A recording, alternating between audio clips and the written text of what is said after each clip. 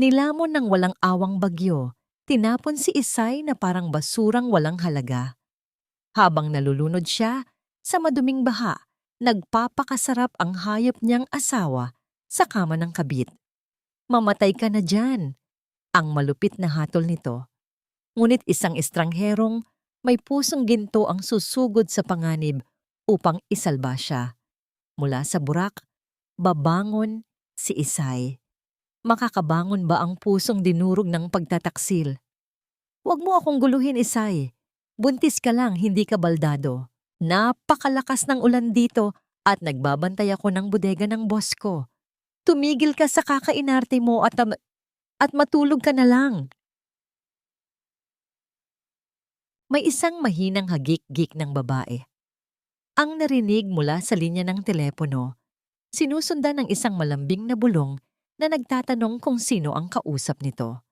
Bago pa man makapagsalita muli si Isay, pinatay na ang tawag. Iniiwan ang isang napakalamig na katahimikan sa kanyang kabilang tainga. Nakatayo si Isay sa gitna ng kanilang maliit na sala, habang ang maruming tubig baha na may kasamang mga lumulutang na basura ay abot na sa kanyang mga tuhod. Sa kanyang nanginginig na kanang kamay ay hawak niya ang isang maliit at kulay rosas na medyas ng sanggol na buong pagmamahal niyang niniting nitong mga nakaraang buwan. Pilit niyang inililigtas ang mga damit ng kanilang magiging anak mula sa pag-agos ng maitim na tubig na walang awang pumasok sa kanilang tahanan. Nang marinig niya ang malupit na mga salita ng asawa at ang pamilyar na tawa ng ibang babae, tila umurong ang lahat ng dugo sa kanyang katawan. Binitawan ng kanyang nanlalamig na mga daliri ang telepono. Nahulog ang maliit na medyas sa burak. Unti-unting lumubog at lamunin ng dumi, kasabay ng tuluyang pagkadurog ng kanyang pag-asa. Ang lalamunan niya ay nagbara, parang sinasakal ng isang hindi nakikitang kamay. Wala siyang maramdaman, kundi ang matinding panginginig ng kanyang mga kalamnan at ang pagyelo ng kanyang buong pagkatao. Tila unti-unting namamatay ang kanyang kaluluwa habang nakatitig sa itim na tubig. Paano mo yayakapin ng bukas kung ang taong nangakong magiging silungan mo ay siya mismong nagtulak sa iyo sa gitna ng walang awang bagyo? Biglang tila pinunit ang kanyang sinapupunanan ng isang matinding kirot. Napakapit siya sa kahoy na dingding habang ramdam niya ang pag-agos ng maligamgam na tubig mula sa kanyang hita. Pumutok na ang kanyang panubigan. Walang sino man ang darating upang tulungan siya. Walang sasagip sa kanya sa loob ng bahay na ito. Sa gitna ng nagngangalit na bagyo, bit-bit ang napakabigat na tiyan at ang pusong sugatan. Sinimulan ni Isay ang paghakbang palabas sa madilim at binahang kalsada. Humahagupit ang hangin sa labas. Waring galit na halimaw na nagwawasak ng mga yero at pumipilipit sa mga puno. Ang bawat hakbang ni Isay sa baha na abot na sa kanyang hita ay isang pakikipaglaban kay kamatayan. Nababangga siya ng mga lumulutang na tabla at basura, ngunit patuloy siyang naglakad, humihikbi ng walang boses. Umabot ang kanyang lakas hanggang sa isang poste ng kuryente. Niyakap niya ang magaspang at malamig na semento, unti-unting dumudulas pababa hanggang sa lumubog ang kalahati ng kanyang katawan sa tubig baha. Ipinikit niya ang kanyang mga mata, humihingi ng tawad sa kanyang anak dahil pakiramdam niya ay hanggang dito na lamang sila. Habang naghihingalo ang pag-asa ni Isay, binabagtas naman ni Crisanto ang kabilang dulo ng kalsada gamit ang lumang bus ng kumpanya. Hawak ng kanyang magagaspang na kamay ang manibela, habang pilit na pinapawi ng wiper ang makapal na buhos ng ulan sa salamin. Pagod na ang 45 taong gulang na tsuper. Gusto na lamang niyang matapos ang biyahe, maihatid ang 3 natitirang pasaherong panay, ang reklamo sa likuran, at makauwi upang mabilang ang kakarampot na kinita na ipambabayad niya sa utang sa ospital ng kanyang yumaong kinilalang ina. Ngunit nang itapat ng kidlat ang liwanag nito sa kalsada, nahagip ng mga mata ni Crisanto ang isang babaeng nakayakap sa poste, nakalubog sa baha, at malapit ng tangay ng agos. Tila tumigil ang pag-ikot ng mundo ni Crisanto. Isang lumang sugat sa kanyang utak ang biglang bumuka. Nakita niya ang kanyang sarili, 35 taon na ang nakalilipas. Isang batang umiiyak habang yakap-yakap ng kanyang ina sa gitna ng rumaragasang baha. Narinig muli ng kanyang isipan ang pakiusap ng kanyang ina sa mga dumadaang sasakyan, ang lamig ng tubig, at ang nakakabinging pagwawalang bahala ng mga taong piniling iligtas ang sarili kaysa tulungan sila. Nakita niya kung paano bumigay ang mga kamay ng kanyang ina at lamunin ito ng putik. Walang pag-aalinlangang inapakan ni Crisanto ang preno. Umangal ng malakas ang 3 pasahero, nagbabanta na isusumbong siya sa pamunuan dahil sa pagtigil sa gitna ng baha. Ngunit parang nabingi na si Crisanto. Iniwan niya ang manibela, binuksan ang pinto ng bus at sumugod sa umaagos na tubig. Nang marating niya si Isay, halos kulay lila na ang mga labi ng babae. Wala itong malay at nanginginig ang buong katawan. Binuhat niya ito ng buong pag-iingat. Pag-akyat nila sa bus, patuloy ang pagrereklamo ng mga pasahero na nandidiri sa amoy ng putik at baha na dala ng babae. Hindi sila pinansin ni Crisanto. Inihiga niya si Isay sa isang mahabang upuan. Hinubad niya ang kanyang makapal na jacket na may logo ng kumpanya. Ang kaisa-isang bagay na nagbibigay ng init sa kanyang manipis na katawan, at inilatag ito kay Isay. Gamit ang kanyang magagaspang at malalaking kamay na sanay sa pagbubuhat ng mabibigat na gulong. Buong pag-iingat niyang inayos ang kwelyo ng jacket at itinaas ito hanggang sa leeg ng babae upang maprotektahan ang mukha nito sa lamig ng hangin mula sa bintana. Isang kilos na walang bahid ng mali siya, kundi purong pagmamalasakit na nagmumula sa isang pusong nakakaintindi sa lalim ng pagdurusa. Boss, hindi tayo dyan dadaan. Baha dyan. Masisira ang makina natin. Sigaw ng isang pasahero nang iliko ni Crisanto ang manibela patungo sa kalsadang papunta sa pinakamalapit na ospital. Ito ay labag sa ruta, labag sa patakaran, at sigurado siyang mawawalan siya ng trabaho. May naghihingalong ina at bata dito. Hindi ko sila hahayaang mamatay sa kalsada. Mariin at nanginginig na sagot ni Crisanto. Inapakan niya ang silinyador. Lumusong ang malaking bus sa malalim na baha. Umalingaw-ngaw ang matinding pag-ungol ng makina. Nag-ilawan ang lahat ng babala sa harapan ng manibela. Pumasok na ang tubig sa loob ng sasakyan, ngunit patuloy na itinulak ni Crisanto ang sasakyan hanggang sa marating nila ang maliwanag na bungad ng pasilidad ng pagamutan. Agad na sumugod ang mga nurse na may dalang higaan. Binuhat si Isay at mabilis na ipinasok sa emergency room. Habang nagkakagulo sa loob, tanging nakatayo lang si Crisanto sa pintuan. Basang-basa. Pinagmamasdan ang babaeng suot ang kanyang jacket. Sa loob ng silid, ikinabit ang mga kagamitan kay Isay. Mabilis na pumuno sa kwarto ang isang matinis at tuloy-tuloy na tunog mula sa makina na nagbabantay sa pintig ng kanyang puso. Isang tunog na nagpapahiwatig ng napipintong panganib na mawalan ng buhay. Sa labas, sa ilalim ng walang awang buhos ng ulan, naglabas ng makapal na itim na usok ang bus na minamaneho ni Crisanto. Umubo ng malakas ang makina. Nanginig ang buong katawan ng sasakyan bago ito tuluyang namatay at nawalan ng buhay. Ang unti-unting pagkawala ng tunog ng sirang makina ng bus ay waring sumasabay sa nakakabinging katahimikan ng humihinang pintig ng puso sa loob ng paggamutan. Pagkalipas ng ilang oras, ang amoy ng matapang na kemikal sa ospital ay unti-unting pumalit sa nakakasulasok na amoy ng baha na kanina lamang ay bumabalot sa buong pagkatao ni Crisanto. Nakaupo siya sa isang matigas na silya sa hallway, nanginginig pa rin ang kanyang mga kamay.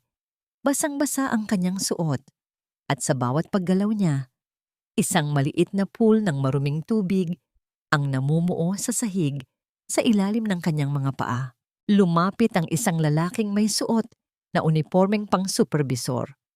Ang mukha nito ay bakas ang matinding galit at pagkamuhi. Walang pasabi, isang malakas na sampal ang dumapo sa pisngi ni Crisanto. Ang lakas ng impact ay sapat upang pabaligtarin ang ulo ni Crisanto sa isang tabi. Hindi siya gumalaw, hindi siya lumaban. Ang tanging nararamdaman niya ay ang pamamanhid ng kanyang panga at ang bigat ng katotohanang susunod na sasabihin ng kanyang amo. Tingnan mo ang ginawa mo, Crisanto. Sinira mo ang schedule, inilagay mo sa panganib ang mga pasahero, at ngayon, ang bus na kumpanya ay nakababad sa baha at tiyak na sira na ang makina. Bayad ka na ng kumpanya, pero hindi ka kumpanya para magdesisyon sa ruta. Mula sa sandaling ito, tanggal ka na. At asahan mong kakasuhan kita sa pinsalang idinulot mo sa sasakyan. Isama mo na ang utang mo sa kumpanya dahil hindi ka na makakatanggap ng kahit isang sentimo. Lumingon si Crisanto sa bintana kung saan tanaw ang kanyang bus na nakahinto sa gitna ng baha, parang isang malaking bakal na bangkay. Inayos niya ang kanyang sarili, pilit na pinatayo ang nanghihinang katawan at tahimik na naglakad palabas. Ang bawat hakbang niya ay parang paghakbang sa isang hukay. Wala na siyang trabaho, wala na siyang kita para sa gamot ng kanyang ina. Ang tanging natira sa kanya ay ang isang pusong pagod na sa pagtitiis. Sa loob ng isang pribadong silid, dahan-dahang idinilat ni Isay ang kanyang mga mata. Ang liwanag ng mga ilaw ay masakit sa kanyang paningin, ngunit ang sakit na nararamdaman niya sa kanyang dibdib ay higit na matindi. Sa tabi niya, ang kanyang anak ay ligtas at mahimbing na natutulog. Puno ng pagmamahal na hinaplos niya ang maliit na pisngi nito. Kinuha niya ang cellphone na itinago niya sa ilalim ng unan at may nanginginig na mga daliri na tinawagan ang numero ni Ricky. Ricky, nasaan ka? Nasa ospital kami. Muntik na kaming mawala ng anak mo. Mahinang sabi ni Isay. Ang boses ay punong-puno ng pag-asa na baka sa sandaling ito, ang asawa niya ay magpakita ng pagmamalasakit. Ano na naman ba, Isay? Nakakaabala ka. Sabi ko sa'yo, huwag mo akong tatawagan habang nagtatrabaho ako. Ang boses ni Ricky ay hindi nagpapakita ng kahit katiting na pag-aalala. Sa background, naririnig ni Isay ang isang masayang musika at ang tawanan ng mga tao sa isang restaurant. Ricky, nanganak na ako. Hindi ba importante ito sa'yo? Importante? Importante sa akin na makabayad tayo ng upa. Huwag mo akong drama-dramahan dyan. Ikaw ang nagpumilit na lumabas. Ikaw ang gumawa ng paraan. Bahala ka sa buhay mo. Bago pa man makapagsalita si Izzy, biglang nag-iba ang tono sa kabilang linya. Isang boses ng babae ang narinig niya, malinaw at mapang-asar. Babe, bilisan mo na. Naghihintay na ang pagkain. Natigilan si Isay. Ang pangalang Babe ay hindi para sa kanya. Ang pusong matagal nang naghihintay ng pagmamahal ay tila piniga ng isang higanting kamay. Gusto niyang sumigaw. Gusto niyang magtanong. Ngunit ang mga salita ay nagbara sa kanyang lalamunan. Habang naghihintay siyang maputol ang tawag, isang notification ang lumitaw sa screen ng phone ni Ricky. Isang mensahe na hindi sinasadyang makita ni Isay bago tuluyang mamatay ang tawag. Umuwi ka na rito. Hinahanap ka na ng aso natin. Ang katotohanan ay parang isang matalim na kutsilyo na humiwa sa kanyang natitirang dignidad. Ang asawang akala niyang nagtatrabaho para sa kanilang kinabukasan ay kapiling ang ibang babae, habang siya at ang kanilang anak ay nakikipagbuno sa kamatayan sa gitna ng bagyo. Hindi na luha ang dumaloy sa kanyang mga mata, kundi isang uri ng matinding pananahimik na mas nakakatakot kaysa sa sigaw. Binitawan ni Isay ang cellphone sa sahig. Tinitigan niya ang kanyang anak at sa sandaling iyon, ang takot ay tuluyang naglaho. Ang natira na lamang ay ang isang matibay na desisyon. Wala nang babalikan. Ang asawang itinuring niyang mundo ay wala na at ang kumpanyang itinuring niyang tahanan ni Crisanto ay ipinagpalit ang isang buhay sa halaga ng isang makina. Sa kabilang banda ng ospital, kinuha ni Crisanto ang kanyang gamit. Tinitigan niya ang bakanting upuan kung saan nakahiga kanina ang babaeng iniligtas niya. Hindi niya alam ang pangalan nito, hindi niya alam kung ano ang mangyayari sa kanila, ngunit alam niyang sa gabing ito, dalawang kaluluwa ang sabay na nawalan ng mundo. At sa gitna ng lahat ng ito, isang bagong landas ang unti-unting nabubuo sa ilalim ng malakas na buhos ng ulan. Paglabas ng ospital, ang hanging dala ng bagyo ay tila isang latay na humahampas sa balat ni Isay. Bit-bit ang kanyang sanggol na nakabalot sa isang manipis na kumot. Naglakad siya pauwi sa bahay na dati niyang tinatawag na tahanan. Pagdating niya sa pintuan, sinalubong siya ng kanyang biyena na si Aling Rosa na may hawak na walis at mukhang handa ng maglunsad ng giyera. "Bakit ka bumalik?" Matalim na tanong ng matanda habang sinusuri ang bawat galaw ni Isay. "Nag-alala si Ricky sa akin, sabi niya ay naglayas ka raw para takutin siya. Napakawalang hiya mo. Lalaki ang anak ko. Natural lang na maghanap siya ng iba kung lusyang ka na. At puro bata ang inaatupag mo." Ang bawat salita ay parang suntok sa sikmura. Ngunit sa pagkakataong ito, hindi yumuko si Isay. Huminga siya ng malalim. Ang kanyang mga mata na dati ay puno ng luha, ay ngayon ay kasing talim na ng kidlat sa labas. "Aling Rosa, ang anak ninyo ay hindi nagtatrabaho. Siya ay nasa piling ng ibang babae, habang kami ng apo ninyo ay halos mamatay sa baha." "Sinungaling!" Sigaw ng matanda at akmang ihahampas ang walis. Mabilis na umatras si Isay. Ang boses ay puno ng awtoridad na hindi pa niya kailanman naipakita. "Itigil ninyo yan. Hindi na ako ang Isay na tahimik na nagtitiis. Ang anak ninyo ay isang duwag. At kayo ay isang bulag na ina na nagpapala sa kasalanan." Dumating si Ricky, basang-basa at amoy alak at mamahaling pabango na hindi galing kay Isay. Pagkakita sa asawa, hindi man lang ito nagtanong kung kamusta ang sanggol. Sa halip, sinubukan niyang lapitan si Isay upang saktan ito. "Ang kapal ng mukha mong magsalita ng ganyan sa nanay ko.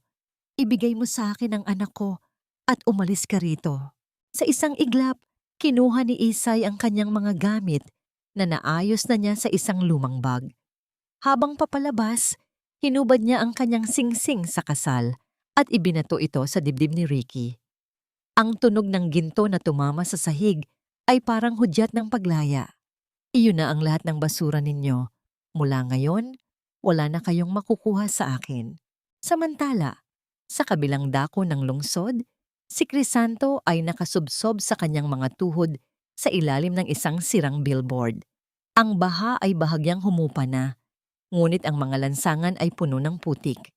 Wala siyang makain, wala siyang matuluyan, at ang tanging gamit niya ay ang kanyang mga kamay na sugatan mula sa pagbubuhat ng mga gamit sa kalsada.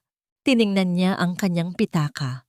Walang laman kundi isang resibo ng utang sa ospital para sa kanyang yumaong ina. Ang gutom ay parang kumakagat na mga langgam sa kanyang sikmura, ngunit ang mas masakit ay ang kawalan ng saysay. Nagawa niya ang tama, pero bakit ang parusa ay parang siya ang gumawa ng krimen? May isang anino ang lumitaw sa harap niya. Inangat ni Crisanto ang kanyang tingin. Isang babaeng kapitbahay sa lugar na yon ang nakatingin sa kanya nang may halong pagkaawa. "Crisanto, umalis ka na rito. Papalayas na tayo ng may-ari ng lote. Lahat ng nakatira rito, kailangang umalis bago ang bukang liwayway." Tumayo si Crisanto ng dahan-dahan. Ang kanyang katawan ay nanginginig sa lamig at pagod. Wala na siyang mapuntahan. Ang bawat hakbang niya palayo sa billboard ay isang hakbang patungo sa kawalan.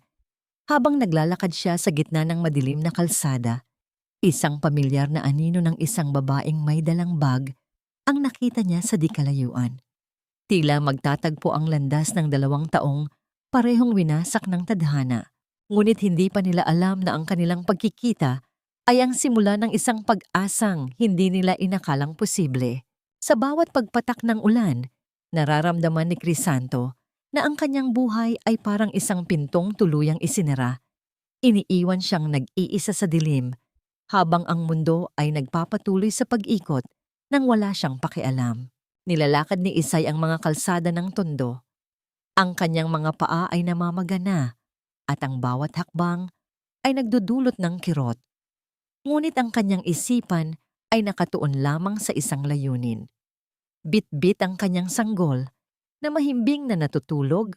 Tinitingnan niya ang bawat bus na dumadaan. Umaasang makikita ang driver na nagligtas sa kanila. Ang utang na loob na kanyang nararamdaman ay parang isang mabigat na kadenang nakapulupot sa kanyang puso. Hindi siya makakatulog nang mahimbing hanggat hindi niya nasusuklian ang taong nagbigay ng buhay sa kanyang anak. Huminto siya sa isang terminal ng bus. Sa harap ng mga driver na nagpapahinga, itinaas niya ang larawan ni Crisanto na nakuha niya mula sa isang dokumentong nahulog nito sa bus noon. "Kilala niyo ba siya?" tanong ni Isay sa isang grupo ng mga lalaking nag-uusap sa tabi ng isang tindahan. Ang isa sa mga driver ay tumingin sa larawan, saka bumuga ng usok ng sigarilyo. "Ah, si Crisanto? Matagal na yung tanggal rito. Dahil sa paglabag niya sa ruta noong nakaraang bagyo, sinibak na siya ni Mang Tomas. Hindi na yon nakabalik rito.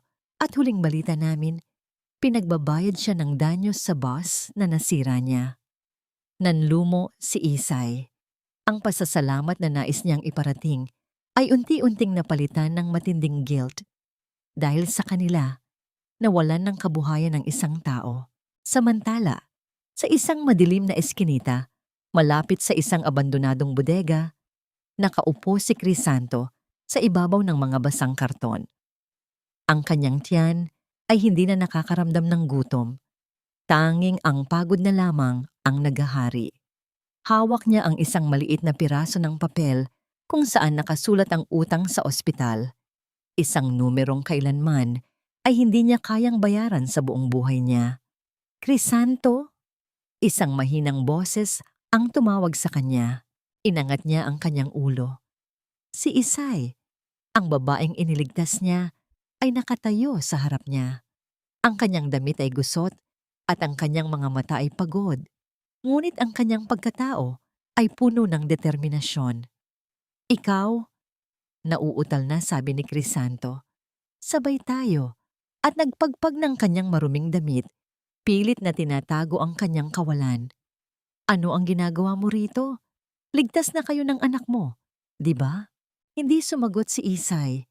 Nilapitan niya ang lalaki at mula sa kanyang bag, kinuha niya ang natitirang piraso ng tinapay na naitabi niya para sa kanyang anak. Ngunit hinati niya ito at iniabot kay Crisanto. "Kinuha niyo ang lahat ng bigat ng bagyong iyon para sa amin, Crisanto. Nawalan kayo ng trabaho dahil sa amin. Hindi ko kayang mabuhay nang hindi man lang nagpapasalamat." "Wala yon," sagot ni Crisanto, umiiwas ng tingin. "Tao lang ako. Hindi ko kayang makakita ng buhay na nalulunod." "Tao rin ako," sagot ni Isay. Ang boses ay puno ng emosyon. "At ang taong yon ay handang makipaglaban para sa inyo. Hindi tayo pwedeng manatiling ganito." Sa sandaling iyon, ang katahimikan ng eskinita ay nabasag ng isang malakas na pag-ubo ng sanggol sa mga bisig ni Izzy. Biglang namutla ang bata at ang katawan nito ay uminit ng husto. Napasigaw si Isay sa takot. "Crisanto! Ang anak ko!" Agad na lumapit si Crisanto. Ang kanyang mga kamay, na dati ay marumi, ay naging mabilis at maingat sa paghawak sa sanggol. Dinala niya ang bata sa isang sulok na hindi gaanong nababasa ng ulan. Ginawa niya ang lahat ng kanyang makakaya. Ang pagpunas ng basang bimpo, ang pag-alo sa bata, gamit ang mga awiting pambata na naaalala pa niya mula sa kanyang kabataan. Walang magawa ang 2 taong parehong lugmok. Walang pera para sa gamot Walang sasakyang makakapagdala sa kanila sa ospital at ang gabi ay lalong dumidilim. Nakatitig si Crisanto kay Isay at sa gitna ng pag-aagaw buhay ng sanggol, isang malalim na koneksyon ang nabuo. Isang koneksyon ng dalawang taong nakatayo sa gilid ng bangin, handang sumalo sa isa't isa bago tuluyang mahulog. Sa kabila ng ingay ng malakas na ulan na tumatama sa mga yero ng abandonadong bodega, ang bawat paghinga ng sanggol ay waring isang hudyat na nagpapabilis sa tibok ng puso ni Crisanto. Hindi siya maaring tumayo at hayaan na lamang ang bata. Sa loob ng madilim na sulok, kumuha siya ng ilang tuyong tela na kanyang nahanap at mabilis na nilubog sa mainit na tubig na pinakuluan niya gamit ang isang lumang lata sa ibabaw ng maliliit na apoy ng kahoy. Isay, hawakan mo ng maigi ang bata. Utos ni Crisanto. Ang kanyang boses ay kalmado, ngunit puno ng awtoridad. Sa bawat haplos ng mainit at basang tela sa noo, leeg, at kilikili ng sanggol, ang init ay unti-unting kumakawala. Hindi tumigil si Crisanto sa paggawa nito hanggang sa lumalim na ang gabi. Si Isay naman ay walang tigil sa pagdarasal. Ang kanyang mga mata ay nakapako sa bawat galaw ng lalaking itinuturing niyang anghel sa gitna ng unos. Ang pag-aalaga ni Crisanto ay hindi nagpapakita ng kahit katiting na pagod o pagrereklamo. Para sa kanya, ang buhay na ito ay hindi na lamang basta buhay. Ito ay isang pag-asang hindi niya hinayaang mamatay. Nang sumapit ang madaling araw, unti-unting bumaba ang temperatura ng sanggol. Ang paghinga nito ay naging mahimbing at malalim. Napabuntong hininga si Isay at sa unang pagkakataon, matapos ang ilang araw, ay naramdaman niya ang luha ng kaluwagan na dumaloy sa kanyang pisngi. Salamat, Crisanto. Hindi ko alam kung paano ko mababayaran ang lahat ng ito. Mahinang bulong ni Isay. Huwag mo na isipin yan. Sagot ni Crisanto habang pinupunasan ang kanyang maruming kamay. Ang mahalaga, ligtas ang bata. Dahil sa takot na muling magkasakit ang bata sa abandonadong bodega, napagdesisyonan nilang maghahanap ng mas maayos na silungan. Sa tulong ng ilang nakakakilalang mga naninirahan sa looban, nakahanap si Isay ng isang maliit at sirang kwarto na paupahan. Bagamat payak, ito ay may bubong na hindi tinatagusan ng ulan at mga dingding na nakakubli sa kanila mula sa hangin. Ang umaga ay sinalubong nila ng paghahati sa isang maliit na tinapay na pandesal. Habang nanginunguya ang pagkain, unti-unting nagbukas ng loob ang dalawa. Ikinuwento ni Isay ang nakaraang buhay niya, ang sakit ng pagtataksil at ang pangako niyang babangon para sa kanyang anak. Ikinuwento rin ni Crisanto ang kanyang nakaraan, ang batang naiwan sa baha, ang pagtatrabaho sa bus, nang walang pamilyang uuwi ang naghihintay, at ang kanyang lihim na pangarap na magkaroon ng sariling sasakyan na makakatulong sa mga taong tulad nila. Sa kabila ng kanilang pagkakaiba, ang kanilang mga kwento ay naging iisang himig ng pagdurusa at pag-asa. Ang maliit na kwarto ay naging saksi sa pag-usbong ng isang samahang hindi nakabatay sa utang na loob, kundi sa pag-unawa sa sugat ng bawat isa. Sa gitna ng kanilang usapan, may isang mahinang kalabit sa pinto. Isang manipis na sobre ang inilagay sa ilalim nito. Pagbukas ni Crisanto, nakita niya ang isang sulat, isang paalala ng utang na kailangang bayaran sa loob ng isang linggo. Ang halagang nakasulat ay tila isang malaking bundok na kailangang akyatin. Tinitigan ni Crisanto ang papel. Ang kanyang mga mata ay bumalik sa pagkakaroon ng pagnanais na lumaban. Hindi tayo matatalo ng papel na ito, Isay, determinadong sabi ni Crisanto. Sabay tingin sa bintana, kung saan tanaw sa di kalayuan ang isang lumang jeepney na nakatambak sa isang junk shop. Ang bakal nito ay kalawangin, ngunit sa paningin ni Crisanto, ito ay hindi lamang tambak. Ito ay ang susi sa kanilang kalayaan. Ang init ng araw ay dahan-dahang tumagos Sa mga siwang ng dingding ng kanilang maliit na silid, tinatangay ang lamig ng nakaraang gabi. Sa labas, ang mga tao sa looban ay abala sa paglilinis ng mga kalat na iniwan ng bagyo. Ngunit para kina Crisanto at Isay, ang araw na ito ay hindi para sa paglilinis ng nakaraan, kundi para sa pagbuo ng hinaharap. Tumayo si Crisanto sa harap ng lumang jeepney na nakatambak sa junk shop sa dulo ng kalsada. Ang bakal nito ay kulay kalawang, ang mga gulong ay lubog sa putik, at ang makina ay tila isang matandang natutulog na matagal nang hindi nagigising. Ngunit sa bawat pagtapik ni Crisanto sa hood nito, isang kakaibang sigla ang dumadaloy sa kanyang mga ugat. Ito ang sasakyan natin, Isay, wika ni Crisanto. Ang boses ay puno ng pananalig. Tumingin si Isay sa jeepney, pagkatapos ay sa kanyang mga kamay. Kinuha niya ang huling alaala ng kanyang nakaraan, ang gintong kadena na ibinigay sa kanya ng kanyang ina noong siya ay dalaga pa. Ito ang huling bagay na may halaga sa kanyang buhay. Walang pag-aalinlangang tinanggal niya ito sa kanyang leeg. Crisanto, ibenta natin ito, matatag na sabi ni Isay. Hindi ito awa, ito ay tiwala. Ipinagkakatiwala ko ang kinabukasan namin ng anak ko sa kakayahan mo. Nanginig ang mga kamay ni Crisanto nang abutin ng kadena. Ang bigat ng pagtitiwala ni Isay ay mas mabigat pa sa anumang pasanin na kanyang binuhat sa buong buhay niya. Gamit ang perang nakuha sa kadena, binili nila ang jeepney at ang ilang piyesang kailangan upang mapagana ang makina. Sa loob ng 3 araw, ang looban ay naging isang makeshift workshop. Ang mga kapitbahay na dati ay nakatingin lamang sa kanila nang may pagdududa ay unti-unting lumapit. Isang lalaki ang nag-abot ng mahabang distornilyador. Ang isa naman ay nagdala ng lumang langis. Ang diwa ng bayanihan ay muling nagliyab sa gitna ng kahirapan. Ang tunog ng pagpukpok ng martilyo sa bakal ay naging musika ng pagbabago. Habang abala si Crisanto sa ilalim ng sasakyan, abala naman si Isay sa paglilinis ng mga upuan at pagpipinta ng mga gilid nito. Kumuha siya ng isang lata ng pintura, kulay asul na parang langit.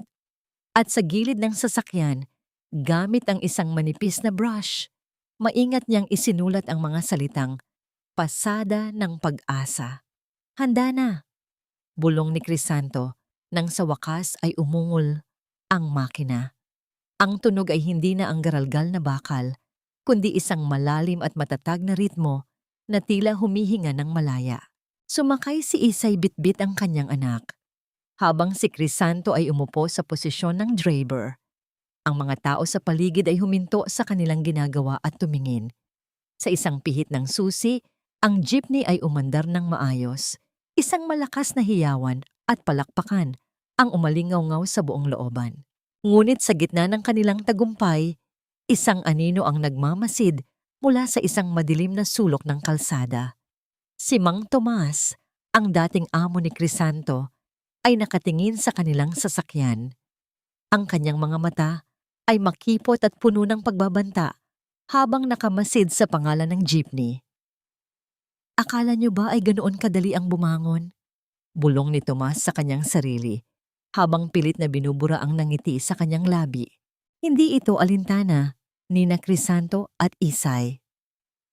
Sa unang pagkakataon, ang sasakyang ito ay hindi lamang naging paraan upang kumita, kundi naging simbolo ng kanilang pagbangon. Habang tinatahak nila ang mga kalsada ng Maynila, ang bawat ikot ng gulong ay isang pangako na sa mundong puno ng kawalang katarungan, mayroon pa ring mga kamay na handang sumalo at magbigay ng init. Ang bawat umaga ay tila isang bagong pahina ng aklat na matagal nang nakasara. Sa labas ng kanilang silid, ang hangin ay sariwa, dala ang amoy ng kape at ang ingay ng mga taong nagsisimulang maghanap buhay. Si Crisanto ay nakaupo na sa driver's seat ng Pasada ng Pag-asa. Ang kanyang mga kamay ay nakadapo sa manibela na parang isang hiyas na matagal niyang hinintay na hawakan. Crisanto, mag-iingat ka! Wika ni Isay habang inaayos ang pagkakakarga sa kanyang anak. Ngayon ang unang araw ng ating misyon. Ngumiti si Crisanto, isang nangiting hindi nakita ng marami sa loob ng mahabang panahon. Isang ngiting puno ng kumpiyansa. Huwag kang mag-alala, Isay. Ngayon, hindi lang tayo driver at pasahero. Tayo ay pamilyang nagbibigay ng pagkakataon sa mga taong nawawalan na nito. Ang unang biyahe ay hindi naging madali.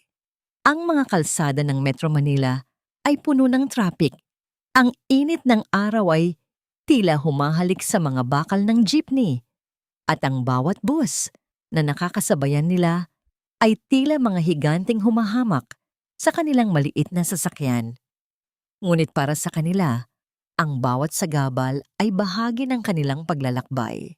Hindi nagtagal, isang matandang babae ang pumara sa tabi ng kalsada. Hirap na hirap itong maglakad. Bitbit ang isang maliit na basket ng mga gamot. Huminto si Crisanto sa tabi nito. "Saan po kayo, Lola?" Magalang na tanong niya. "Sa ospital ng Maynila, iho. Hindi na ako makasakay sa mga bus. Masyadong mataas ang hagdan at hindi ako kaya ng aking mga binti." Hingal na sagot ng matanda. Agad na bumaba si Isay at inalalayan ang matanda paakyat. Sa loob ng pasada ng Pag-asa, ang kapaligiran ay malinis at maaliwalas. Habang tinatahak nila ang daan, si Isay ay nakikipagkwentuhan sa matanda. Pinapawi ang takot at pagod nito. Si Crisanto naman ay maingat sa pagmamaneho, iniiwasan ang bawat lubak upang hindi makaramdam ng sakit ang kanilang pasahero. Nang marating nila ang ospital, ang matanda ay lumuha. "Magkano, iho?" tanong nito habang kinakapa ang kanyang bulsa. Umiling si Crisanto. "Wala po, Lola. Ipagdasal niyo na lang po na magpatuloy ang aming biyahe ng ligtas." Ang eksenang yon ay tila isang mitya na nagsindi ng apoy sa puso ng mga nakakakita. Mula sa araw na yon, ang pasada ng Pag-asa ay naging pamilyar na paningin sa looban. Ang mga buntis, ang mga may sakit, at ang mga taong hindi kayang magbayad ng pamasahe ay naghihintay sa bawat sulok ng kalsada. Ngunit sa gitna ng tagumpay, may isang lalaking nakatayo sa labas ng ospital, isang cameraman na nakasuot ng itim na jacket. Kinuhanan niya ng litrato ang jeepney at ang plaka nito. Hindi niya alam na sa bawat click ng kanyang kamera, isang bitag ang unti-unting isinasara sa paligid ni Crisanto.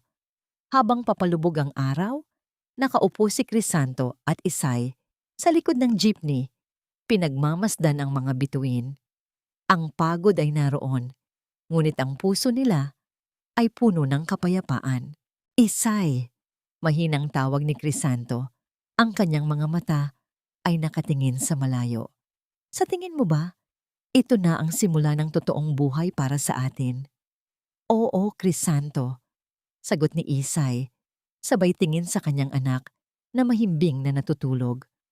"Hanggat magkasama tayo, walang bagyo ang makakapigil sa atin." Hindi nila namalayan, ang isang text message ay pumasok sa cellphone ni Isay. Isang banta mula sa isang numerong hindi rehistrado. "Akala niyo ba ay malaya na kayo? Babawiin ko ang sa akin." Ang banta ay parang isang malamig na hangin na tumagos sa kanilang masayang gabi. Nagpapahiwatig na ang bagyo ay hindi pa tuluyang natatapos. Lumipas ang ilang linggo at ang pasada ng Pag-asa ay naging bahagi na ng araw-araw na daloy ng buhay sa kanilang komunidad. Ngunit sa likod ng bawat ngiti ng mga pasahero, nananatili ang pagiging simple at paghihirap ng magkatuwang sa buhay na sina Crisanto at Ize. Sa oras na lumulubog na ang araw, ang tanging pahinga nila ay ang paglilinis ng kanilang jeepney sa isang bakanteng lote na napapalibutan ng mga puno ng mangga. Gabing iyon, ang buwan ay bilog at maliwanag, nagbibigay ng pilak na liwanag sa paligid. Habang pinupunasan ni Crisanto ang hood ng sasakyan, nakita niya si Isay na nakaupo sa may pintuan ng jeepney. Sinusubukang ayusin ang isang punit sa damit ng kanyang anak. Ang ilaw ng buwan ay tumatama sa kanyang mukha. Binibigyang diin ang bawat linya ng kanyang pagod, ngunit pati na rin ang angkin niyang ganda na tila hindi kayang burahin ng hirap ng buhay. Dahan-dahang lumapit si Crisanto. May dala siyang isang basong malamig na tubig na kinuha niya mula sa tindahan sa kanto. Isay, uminom ka muna. Kanina ka pa hindi kumakain ng maayos. Tiningala siya ni Isay at ngumiti ng matamis. Ang nanggiting iyon ay sapat na upang mapawi ang lahat ng pagod na nararamdaman ni Crisanto.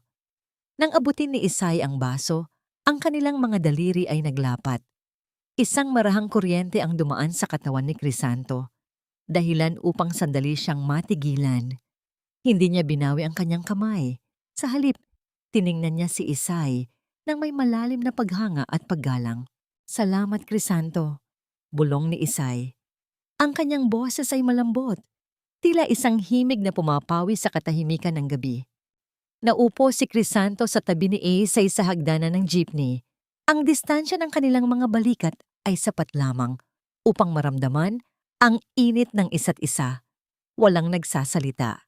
Pinagmamasdan nila ang liwanag ng buwan na sumasalamin sa kalawangin, ngunit maayos ng bakal ng kanilang jeepney.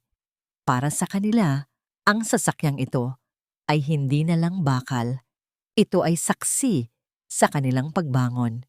Sa tingin mo, hanggang kailan natin kakayanin ng ganito? Tanong ni Isay nang hindi inaalis ang tingin sa buwan. Hanggat kailangan ng mga tao ang tulong natin, sagot ni Crisanto, sabay sulyap kay Isay. At hanggat nandito ka, kakayanin ko ang lahat. Naramdaman ni Isay ang pagkibot ng kanyang puso. Ito ang unang pagkakataon na narinig niya ang ganitong salita mula sa isang lalaki. Hindi puno ng pangako na walang basihan, kundi puno ng katapatan. Dahan-dahan, sumandal si Isay sa balikat ni Crisanto. Ang kanyang ulo ay humilig sa matigas, ngunit mapagkakatiwala ang balikat ng lalaki. Walang mali siya, walang minadaling kilos, tanging ang pakiramdam ng pagiging ligtas at pagiging kailangan. Pinagmasdan ni Crisanto ang maliit na bata sa kandungan ni Isay. Dahan-dahang iniayos ni Crisanto ang kwelyo ng kanyang sariling suot na kamiseta upang hindi ito maging sagabal sa pagsandal ni Isay. Ang bawat kilos niya ay maingat, tila natatakot na baka ang sandaling ito ay isang panaginip lamang na maglalaho sa isang iglap.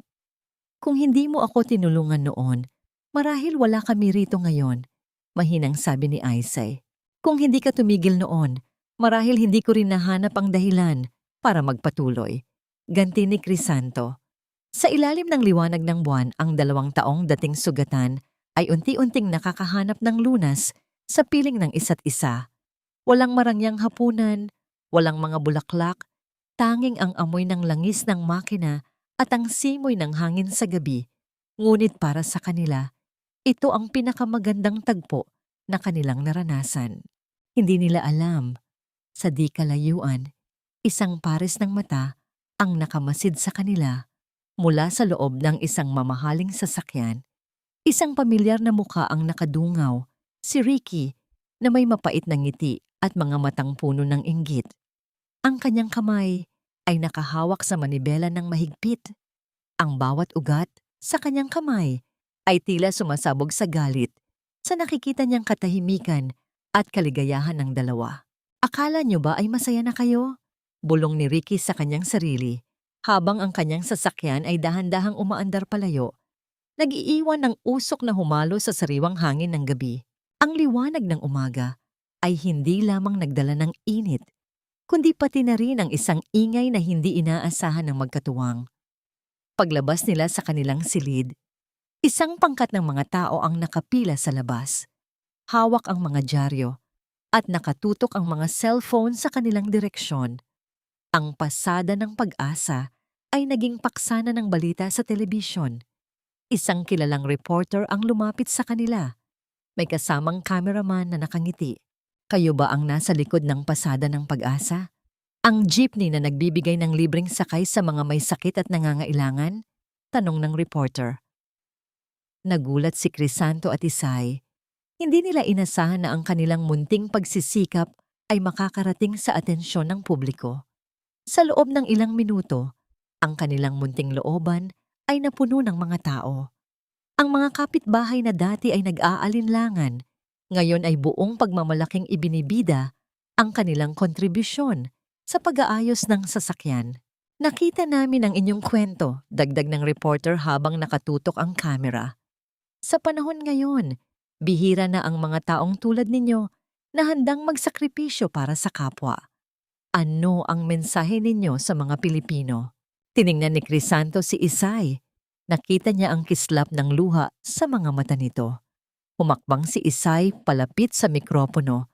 Ang kanyang boses ay nanginginig, ngunit puno ng katapatan. Ang pasada ng pag-asa ay hindi lang sa amin.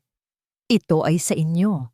Sa bawat isa sa atin na kahit sa gitna ng hirap ay pinipili pa ring maging mabuti. Dahil sa balitang yon, dumagsa ang mga donasyon.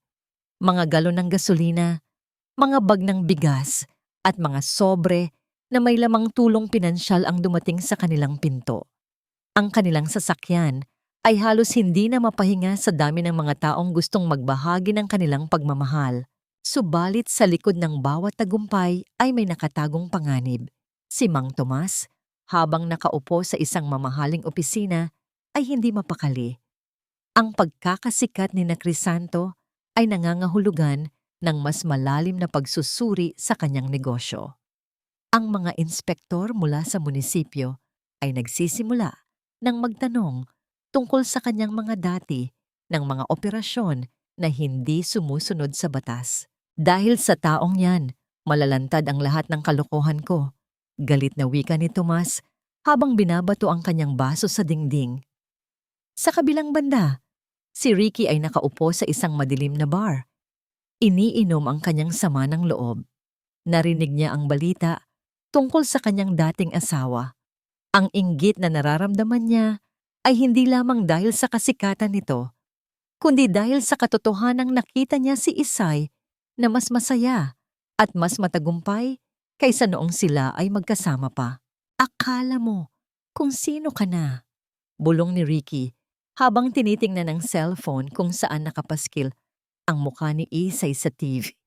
Sisiguraduhin kong sa isang iglap, mawawala ang lahat ng yan.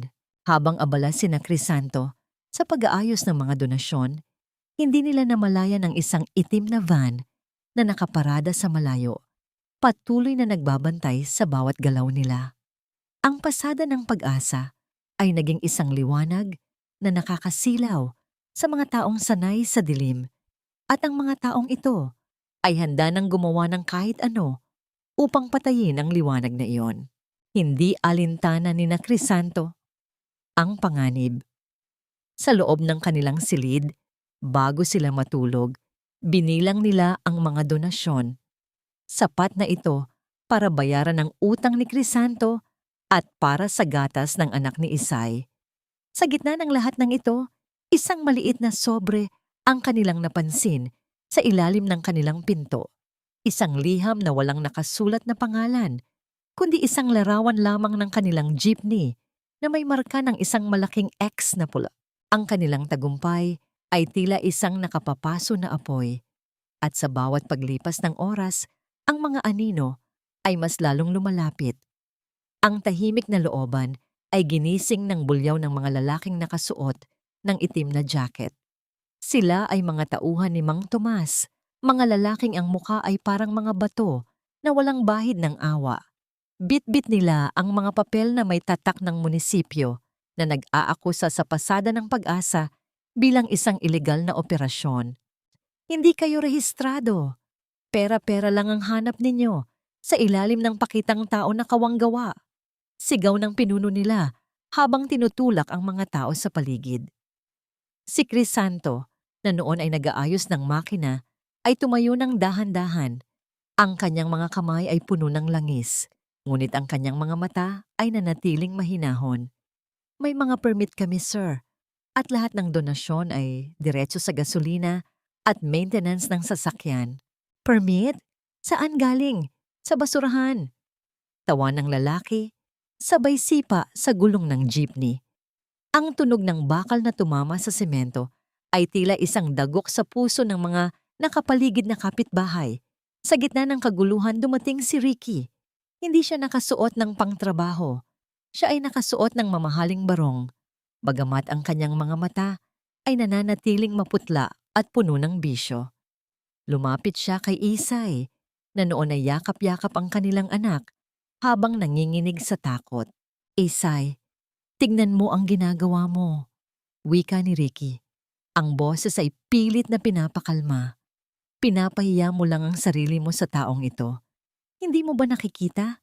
Ang lalaking kasama mo, wala siyang maibibigay sa'yo, kundi gulo at kahirapan. Mas mabuti pa ang gulo kaysa sa pagsasama sa isang taong walang pagpapahalaga sa pamilya, Ricky. Sagot ni Aise. Ang kanyang boses ay nanginginig, ngunit puno ng diin. Wala kang kwenta! Sigaw ni Ricky at akmang sasampalin si Isay. Ngunit mabilis na humarang si Crisanto. Hinawakan ni Crisanto ang pulso ni Ricky. Ang kanyang hawak ay matigas at hindi natitinag. Huwag mong sasaktan si Isay! Maikling utos ni Crisanto. Sino ka sa akala mo? Galit na sigaw ni Ricky. Isa ka lang driver na walang narating. Ako ang asawa niya. Ako ang may karapatan sa bata. Ang ingay ay lalong lumakas. Ang mga kapitbahay na dati ay nagtatanggol sa kanila ay nagsimulang mag-atubili dahil sa takot sa banta ng mga tauhan ni Tomas. Ang pagdududa ay nagsimulang gumapang sa isipan ng marami. Totoo kaya na nagbubulsa sila ng pera? Bulong ng isa. Baka naman ginagamit lang nila ang jeepney para sa sarili nilang interes. Naramdaman ni Crisanto ang pagbitiw ng suporta ng paligid. Ang kanyang pagkatao, ang kanyang dangal, na matagal niyang binuo, ay unti-unting winawasak ng mga kasinungalingan. Sa isang iglap, kinuha ng mga tauhan ni Tomas ang susi ng jeepney. I-impound ito hanggat hindi ninyo na ipapakita ang lahat ng dokumento. Utos ng lalaki. Habang hinihila ng tow truck ang kanilang jeepney, nakita ni Crisanto ang mukha ni Isay. Ang babaeng dati ay puno ng pag-asa, ay ngayon ay nakatingin sa kanya nang may halong lungkot at takot. Ang mga lason ng duda ay pumasok na sa looban. Ang pasada ng pag-asa, ang liwanag na kanilang itinayo, ay unti-unting nilalamon ng dilim. Naiwan silang dalawa sa gitna ng kalsada, walang sasakyan, walang suporta, at ang kanilang pangalan ay nadungisan na ng mga malisyosong paratang. Si Crisanto ay nakatayo lamang, nakatingin sa papalayong tow truck, habang ang kanyang mga kamao ay nakakuyom ng mahigpit. Ang bawat hibla ng kanyang pagkatao ay nagre-rebelde. Ngunit ang katwiran ay nagsasabing sa mundong ito, ang mabuti ay madalas na pinaparusahan. Ang katahimikan sa looban ay nabahiran ng pait. Sa loob ng ilang araw, ang mga dating ngumingiti sa kanila ay umiiwas na ng tingin. Ang bawat bulong-bulungan sa tindahan ay parang mga karayom na tumutusok sa balat ni Isay. Ngunit sa kabila ng lahat, hindi siya nagpadala sa panghihina. Alam niya ang katotohanan, at ang katotohanan yon ang magiging sandata nila. Kinabukasan, sa harap ng gusali ng munisipyo, nagtipo ng ilang mga tao. Naroon si Ricky, may kasamang mga abogado, nakasuot ng mamahaling Amerikana na tila nagkukunwaring biktima. Nang makita niya sina Crisanto at Isay na papasok sa gusali, isang mapanirang na ngiti ang gumuhit sa kanyang labi. Handa na ba kayong mawalan ng lahat? Bulong ni Ricky nang dumaan sila sa tabi nito. Isay, huli na ang lahat. Ang bata, hindi na mapupunta sa'yo. Hindi lumingon si Isay. Dumiretso siya sa loob. Hawak ang isang makapal na folder na naglalaman ng lahat ng resibo, talaan ng donasyon, at mga sertipikasyon mula sa mga taong tinulungan nila. Sa loob ng hearing room, pinagbintangan ni Tomas si Crisanto ng iba't ibang krimen. Mula sa pagpapatakbo ng kolorum na sasakyan hanggang sa pagnanakaw ng mga donasyon. Ang bawat salita ay parang lason na unti-unting pumapatay sa reputasyon ng driver. Si Crisanto ay nakatayo lamang, tahimik at matimpi, hanggang sa tumayo si Isay. Hindi kami nagnakaw, deklara ni Isay. Ang boses ay malinaw at puno ng lakas. Narito ang lahat ng ebidensya.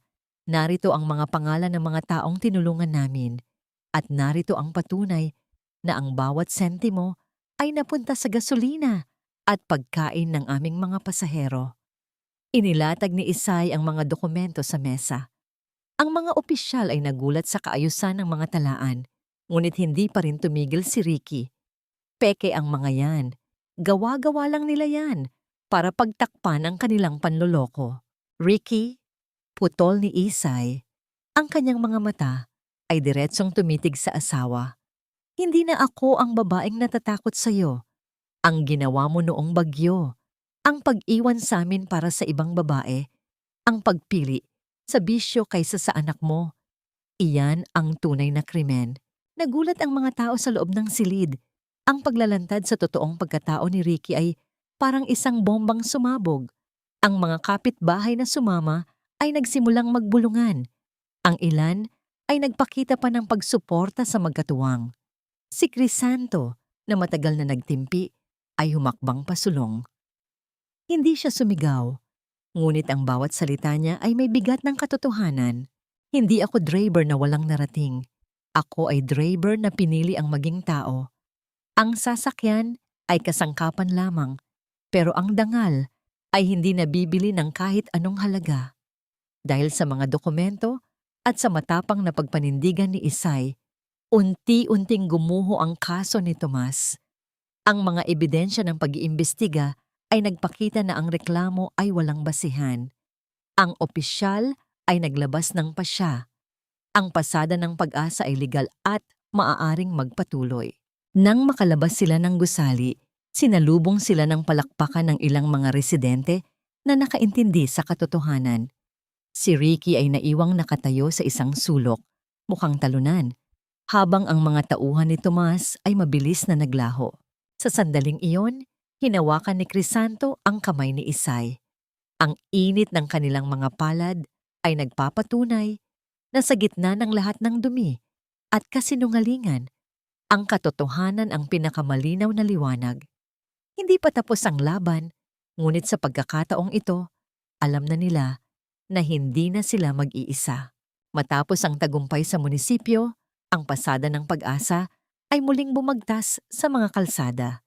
Ngunit sa likod ng bawat ngiti ng mga pasahero, may isang uri ng tensyon na bumabalot sa bawat pag-ikot ng gulong.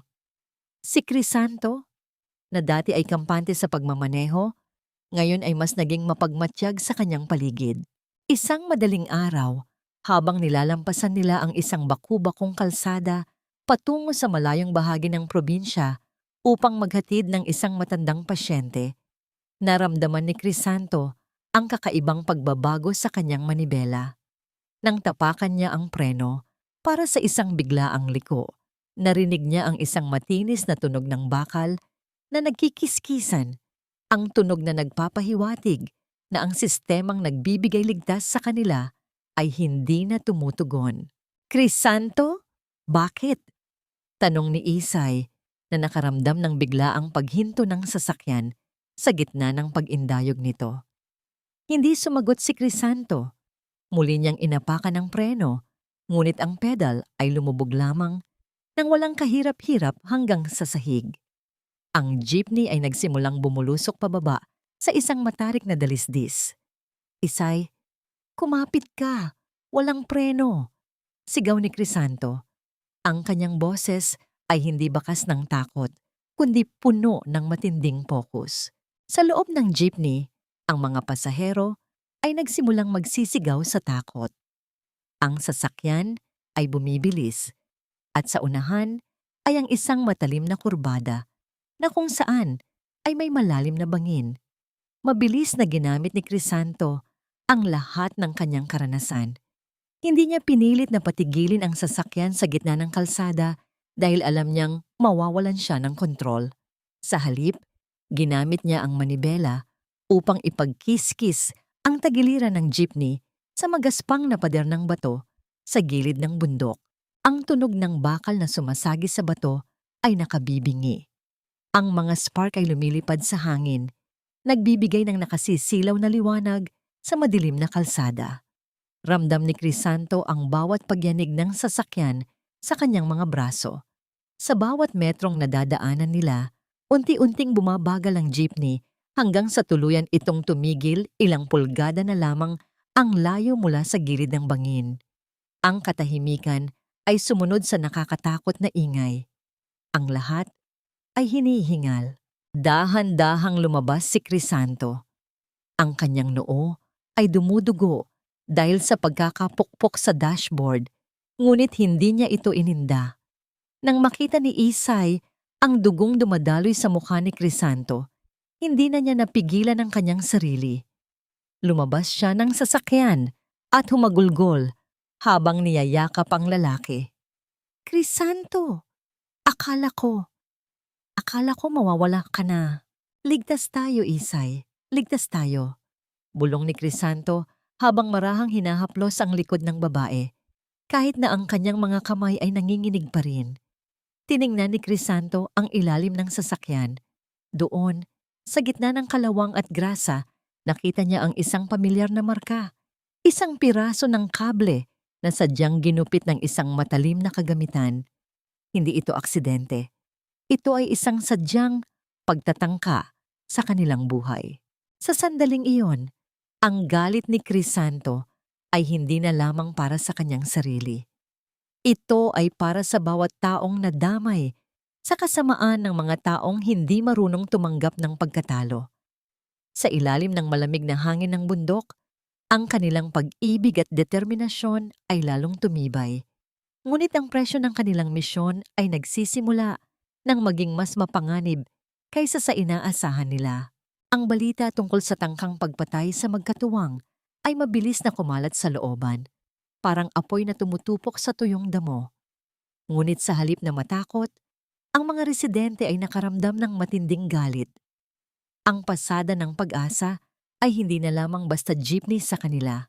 Ito ay ang kanilang pag-asa, ang kanilang dangal, at ang kanilang boses sa mundong madalas silang balewalain. Habang nakaratay si Crisanto sa kanilang maliit na silid, ginagamot ni Isay ang kanyang mga sugat. Ang kanilang pondo ay paubos na dahil sa pagkumpuni ng sasakyan at sa mga gastusing legal. Ngunit bago pa man sila mawalan ng pag-asa, isang kumatok sa kanilang pinto ang gumambala sa kanila. Ang grupo ng mga mekaniko sa looban, pinamumunuan ni Mang Pilo, ay pumasok ng may dalang mga gamit. Crisanto, hindi mo na kailangang magbayad. Ang jeepney na ito ay hindi lang sa inyo. Ito ay sa ating lahat. Kami na ang gagawa ng makina. Hindi lamang mga mekaniko ang dumating. Ang mga tindera sa palengke ay nag-abot ng mga libreng gulay. Ang mga nanay ay nagdala ng mga lutong ulam.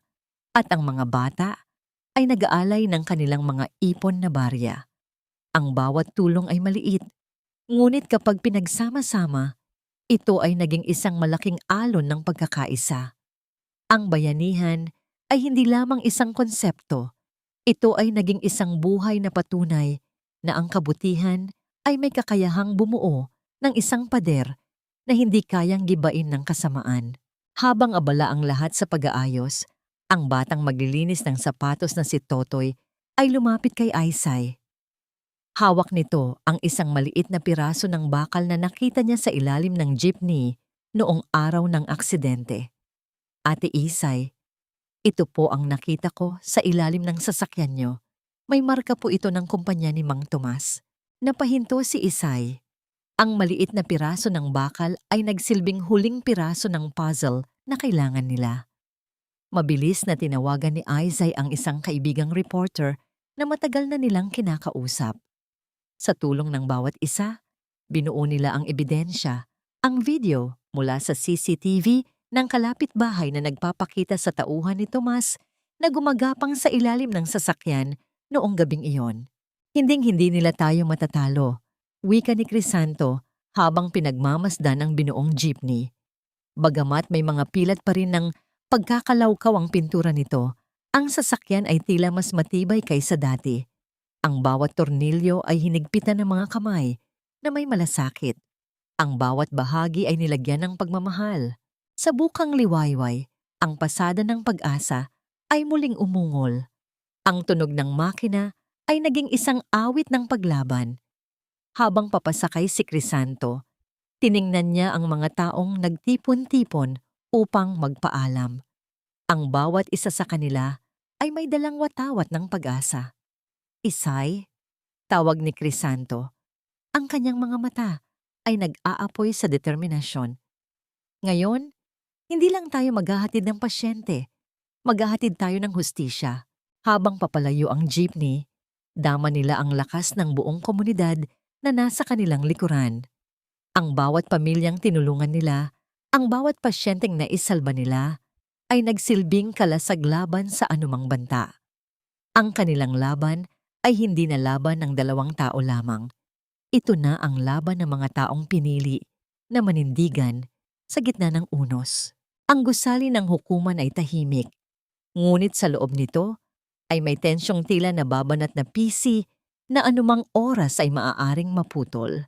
Nakaupo si Ricky sa harap, pilit na nagpapakita ng labis na kumpiyansa, habang si Mang Tomas ay pabalik-balik ang tingin sa labas, bakas ang pangamba sa kanyang mukha. Nang tawagin ang pangalan ni Crisanto at Isay, pumasok sila sa silid na may dalang hindi lamang mga dokumento, kundi ang katotohanang matagal nang itinatago. Sa kabilang banda, isang lalaking hindi inaasahan ang dumating, ang abogado ng kumpanya na dating kanang kamay ni Tomas, na ngayon ay handa nang magsalita. Sinimula ng prosekusyon ang pagpapakita ng CCTV footage, ang bawat segundo ng video kung saan nakuhanan ng tauhan ni Tomas na gumagapang sa ilalim ng jeepney ay nagdulot ng gulat sa loob ng silid. Ang bawat bulong ay naging malakas na ungol ng pagkondena. Ito ay pagtatangkang pumatay. Mariing pahayag ng abogado ni Isay. Ang mga ebidensyang ito, kasama ang testimonya ng mismong dating tauhan ni Mang Tomas, ay sapat na upang patunayan ang sistematikong pag-atake sa kapakanan ng mga mamamayan. Si Ricky, nang makitang guguho na ang kanilang plano, ay tumayo at nagsimulang magwala. Peke ang lahat ng yan. Inayos lang nila ang video. Ang babaeng ito ay desperada lang para makuha ang pera ng mga donasyon. Ngunit hindi na siya pinakinggan. Ang mga tauhan ni Tomas, nang makitang idadawit sila sa krimen, ay nagsimulang magturo sa kanilang amo. Siya ang nag-utos sa amin. Siya ang nagbayad para sirain ang preno. Ang mukha ni Mang Tomas ay namutla.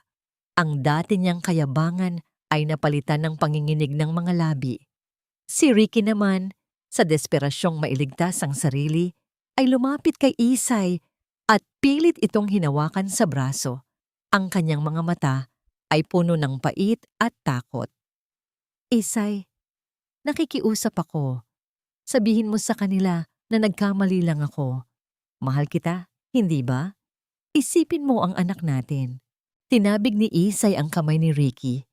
Ang kanyang mga mata ay matatag at walang bahid ng pag-aalinlangan. Ang pag-ibig ay hindi nananakit, Ricky. At ang pagiging ama ay hindi binibili ng mga luha sa korte. Tapos na tayo. Inilabas ng korte ang desisyon. Ang pagpapakulong kay Mang Tomas dahil sa pagtatangkang pumatay at pagpapatakbo ng mga ilegal na operasyon at ang pagpataw ng parusa kay Ricky dahil sa pagiging katuwang sa paninirang puri at pagbabanta sa buhay ng iba. Habang nilalabas ng mga pulis ang dalawang lalaki, ang kanilang mga sigaw ng pagtutol ay nalunod sa ingay ng hustisya. Si Crisanto ay nakatayo lamang, pinagmamasdan ng bawat pangyayari. Sa sandaling iyon, ang lahat ng pait, ang lahat ng pagod, at ang lahat ng pagdurusa ay naglaho. Hindi dahil sa galit, kundi dahil sa pagkakataong makita ang mundo na muling naging patas. Nang makalabas sila ng gusali, ang araw ay sumisikat ng maliwanag. Ang bawat banta, ang bawat takot ay naging alikabok na tinangay ng hangin. Huminto si Crisanto at humarap kay Isay. Ang pasada ng pag-asa ay naghihintay sa labas. At sa unang pagkakataon, ang sasakyang ito ay hindi lamang simbolo ng tulong. Ito ay simbolo ng isang bagong simula. Pagkalipas ng isang buwan, ang Ben Exhibit sa dulo ng bayan ay hindi na lamang isang tagpuan ng mga nagmamadaling pasahero. Para kay Crisanto, ito ay naging saksi ng isang napakagandang pagtatagpo. Ang hangin ay amoy sariwang damo at ang init ng araw ay banayad. Tila isang haplos ng pagpapala sa panahong ito ng katahimikan. Nakasuot ng isang puting polo na may borda ng maliit na bulaklak sa bulsa, si Crisanto ay nakatayo sa tabi ng pasada ng pag-asa. Ang sasakyan ay kumikinang sa ilalim ng araw, walang bakas ng kalawang o pilat ng nakaraang aksidente. Sa kanyang kamay, hawak niya ang isang maliit na kahon na ibinigay sa kanya ni Isay kaninang umaga. Dumating si Isay, suot ang isang simpleng bestidang asul. Ang kanyang mukha ay wala ng bakas ng pagod o takot. Tanging ang kinang lamang ng isang babaeng tunay na malaya. Sa bawat hakbang niya palapit kay Crisanto, ang bawat gunita ng paghihirap ay tila unti-unting naglalaho. Crisanto, tawag ni Isay. Ang kanyang boses ay malambing, puno ng pag-asa. Binuksan ni Crisanto ang kahon. Sa loob nito ay isang bagong uniforme. Hindi na ang dating unipormeng may logo ng kumpanyang nagturing sa kanya bilang kasangkapan, kundi isang damit na gawa sa tela ng pagtitiwala. Isinuot niya ito at ramdam niya ang gaan ng bawat hibla. Hindi na siya ang driver na walang direksyon. Siya na ngayon ang haligi ng isang tahanang binuo mula sa abo ng nakaraan. Lumapit si Crisanto kay Isay. Ang kanyang mga mata ay nag-aapoy sa katapatan. Isay, matagal kong pinag-isipan ito. Hindi ako driver na walang pangarap. Ngayon, hayaan mong ako ang magmaneho ng kinabukasan natin. Hindi lang bilang trooper ng mga taong nangangailangan, kundi bilang katuwang mo sa buhay. Kinuha ni Isay ang kamay ni Crisanto at ang kanilang mga palad ay naglapat sa isang pagkakataong punong-puno ng pag-asa. Ang kanilang anak, na ngayoy masigla at nakangiti sa bawat galaw, ay humahagik-hik sa kanilang pagitan. Walang marangyang salita ang kailangan. Sapat na ang init ng kanilang mga kamay at ang pangako ng bawat isa. Crisanto, hindi mo kailangang magmaneho ng mag-isa. Bulong ni Isay, ang bawat salita ay tumatago sa puso ng lalaki. Magkasama nating tatahakin ang bawat kalsada. Saan man tayo dalhin ng gulong, basta't magkasama tayo, iyon ang ating destinasyon. Habang sumasakay sila sa pasada ng pag-asa, ang makina ay umandar ng mahinahon. Walang banta, walang takot, walang anino ng nakaraan. Ang sasakyan ay dahan-dahang lumabas sa terminal. Tinatahak ang kalsadang patungo sa isang buhay na puno ng liwanag. Habang papalayo ang jeepney, ang kanilang mga tawa ay humahalo sa simoy ng hangin. Ang nakaraan ay naging isang aral. Ang kasalukuyan ay isang pagpapala. At ang hinaharap ay isang malawak na kalsada na handa nilang tahakin ng magkasama. Ang pasada ng pag-asa ay hindi na lamang isang sasakyan. Ito ay ang kanilang pamilya, ang kanilang saksi, at ang kanilang walang hanggang pangako na sa mundong ito, kahit gaano kalalim ang baha, ang pagmamahal ang laging magiging tulay tungo sa kaligtasan. Lumipas ang mga taon, ngunit ang pasada ng pag-asa ay nananatiling isang buhay na alamat sa mga lansangan ng Maynila. Hindi na lamang ito isang lumang jeepney. Ito ay naging isang maliit na klinika sa gulong, isang silungan para sa mga naliligaw, at higit sa lahat, ang tahanan ng isang pamilyang binuo mula sa mga winasak na piraso ng nakaraan. Sa gitna ng lahat ng ito, natagpuan ni na Crisanto at Isay ang sagot sa mga tanong na matagal nang gumugulo sa kanilang mga puso. Una, ang pagpapatawad. Natutunan ni Isay na ang tunay na pagpapatawad ay hindi ang paglimot sa kasalanan ng iba, kundi ang paglaya mula sa puot na pumipigil sa sariling kaligayahan. Hindi niya kinailangang patawarin si Ricky para sa sarili nito. Pinatawad niya ang kanyang sarili dahil sa wakas, pinili niyang mahalin ang taong nagpapahalaga sa kanyang halaga. Pangalawa, ang kapayapaan. Natagpuan nila ito hindi sa pagkakaroon ng maraming pera o materyal na bagay, kundi sa simpleng hapunan sa ilalim ng mga bituin, sa bawat paghalakhak ng kanilang mga anak at sa kapanatagang dala ng pagkakaintindihan na sa kabila ng unos, ang kanilang mga kamay ay hindi magbibitaw. Ang bawat pagod sa pagmamaneho ay nababayaran ng yakap na naghihintay sa bawat pag-uwi. At panghuli, ang aral na iniwan nila para sa lahat. Sa isang mundong madalas maging malamig at walang pakialam, ang kabutihan ay hindi isang kahinaan. Ito ay ang pinakamakapangyarihang lakas. Ang pasada ng pag-asa ay nagpatunay na ang isang tao, gaano man kaliit, ay may kakayahang baguhin ang daloy ng buhay ng iba kung siya ay pipiliing maging ilaw sa gitna ng dilim. Ang pag-ibig ay hindi lamang matatagpuan sa mga fairy tale.